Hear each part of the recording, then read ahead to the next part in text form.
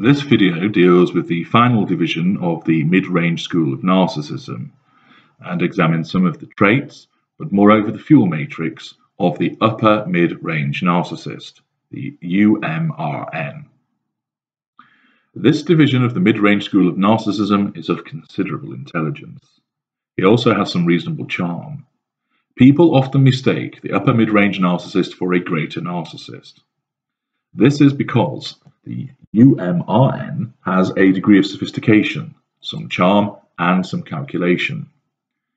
He is rarely physical with his victims, and instead he is a master manipulator through the application of silence. Whether it is a steely gaze, a glacial shoulder, or ghosting, the upper mid-range narcissist is able to use the silent treatment to the greatest effect. He instinctively identifies victims who find such treatment of being ignored and overlooked especially disturbing. He is also capable in terms of playing people off against one another. He does not have the tantrum behavior of the lower mid-range narcissist, nor the avoidant tendencies of the middle mid-range. Instead, he finds considerable fuel in playing people against one another based on petty insecurities.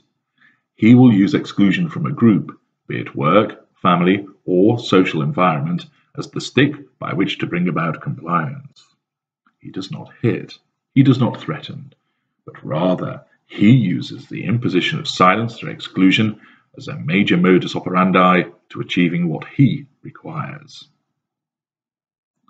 A. The primary source. This is nearly always going to be an intimate partner.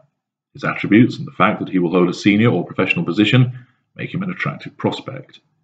He appears lacking volatility, since he has a better hold on his ignited fury than the other schools and divisions mentioned so far. He will have decent financial ability. He relies extensively on the intimate partner primary source, as other narcissists do, but his reliance in terms of fuel is not as great as the other schools and divisions touch on. He is, however, more likely to draw more extensively in terms of character traits from his primary source. B. Familial secondary sources. He is generally well regarded by his family's secondary sources and can command numerous of them for the purpose of support and fuel. He is likely to have made an example of one or two and excluded them from the group and no longer bothered with them. Expect, therefore, one or two black sheep to exist in the fuel matrix of the upper mid-range narcissist. C. Colleague secondary sources. The upper mid-range narcissist will have a significant work fuel matrix. The upper mid-range narcissist is less likely to be a business owner, as he prefers to be part of a large machine. Thus, as a senior manager in a corporate setting, a partner in an accountancy practice, or an academic in a college or university, he is able to interface with dozens of people who he will utilize as secondary sources. The majority will regard him in a benign manner, but he will have made one or two enemies within the workplace, again arising from his ability to freeze people out. D. Social secondary sources. The upper mid-range narcissist will have the largest social circle of all the mid-rangers, but it is still not extensive.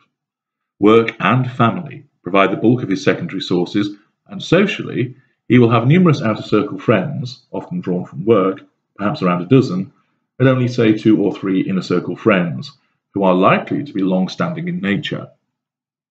Outer circle friends will also be lost from time to time to his exclusionary behaviours.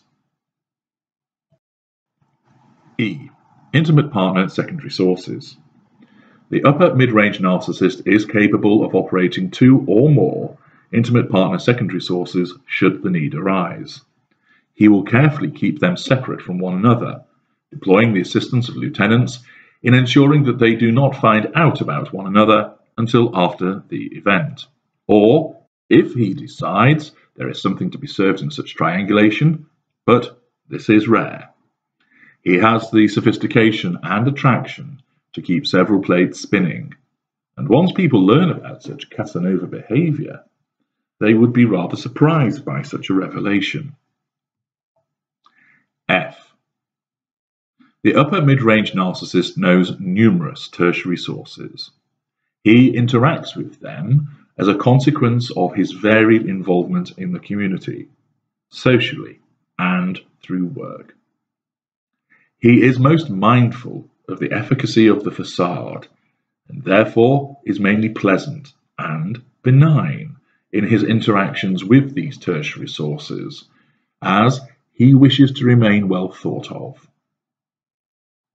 If a tertiary source displeases him, he will not lash out, but again will request their removal as his waiter or seek a change of postman, etc., from the relevant powers that be.